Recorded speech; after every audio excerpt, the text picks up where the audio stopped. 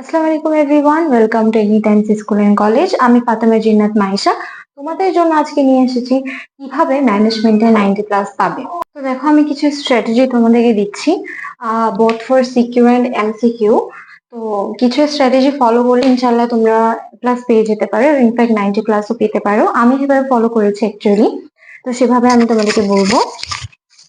তো ফার্স্টে দেখো, সিকিউর জন্য আমি যেটা করেছি সেটা হচ্ছে একটা বেসিক অবশ্যই ধারণা নিতে হয়, যেটা তোমার কলেজে তোমাদেরকে দিবে। তো কলেজের লেসন গুলো তোমরা ফলো করবা। এছাড়া তোমরা একটা কাজ করতে পারো, সেটা হচ্ছে অ্যানালাইসিস করে সিলেক্টিভ টপিক গুলো তোমরা নোট করতে পারো এবং সেই সিলেক্টিভ টপিক গুলোর উপর ক্লাস করতে পারো। মানে অনলি সে সিলেক্টিভ টপিক গুলাকেই তুমি ক্লিয়ার করবে। সেকেন্ড, বোর্ড কোয়েশ্চেন সলভ করা, অর্থাৎ এই বোর্ড কোয়েশ্চেন সলভের মাধ্যমেই তুমি আসলে কিভাবে প্রশ্ন সলভ করতে হয় সেটা বুঝতে পারবে এবং তোমার জন্য সৃজনশীল অ্যান্সার করা খুব ইজি হয়ে যাবে।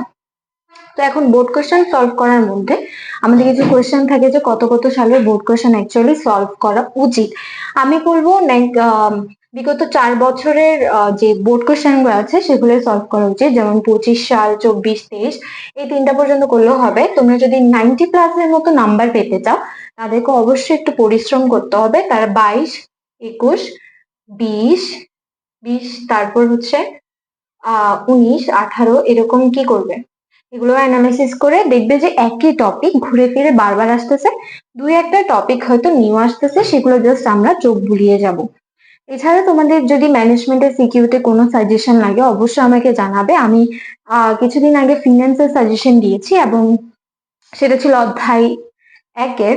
তো ইনশাল্লাহ তুমি যদি ওইটা ফলো করো দেখবা 100% কমন আসবে। এবং আমি এমন সাজেশন তৈরি করার চেষ্টা করছি যেগুলো থেকে পড়লে তোমার আর কোনো ধরনের এক্সট্রা কিছু পড়া লাগবে না, জাস্ট ওই সিলেক্টিভ টপিক গুলোই পড়লে হবে।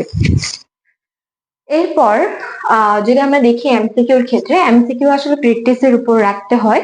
আর এমসিকিউ অ্যান্সার করার জন্য যেমন ধারণা থাকতে হয়, আর অ্যানালাইসিসের মাধ্যমে দেখবে এই সিলেক্টিভ টপিক গুলা বোথ সিকিউ তো আসে, এমসিকিউ তো আসে। তো তুমি যখন এই সিলেক্টিভ টপিক গুলো পুরোপুরি ক্লিয়ার করে নিবে তখন দেখবে তোমার এমসিকিউটা সুন্দরভাবে ক্লিয়ার হয়ে যাচ্ছে।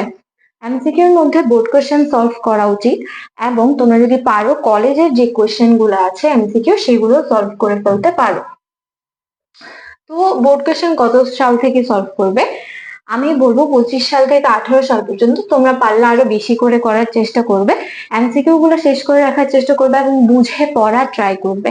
দেখবে তোমরা যদি এই স্ট্র্যাটেজি গুলো ফলো করো ইনশাল্লাহ তোমরা 90+ আপ পেয়ে যাবে।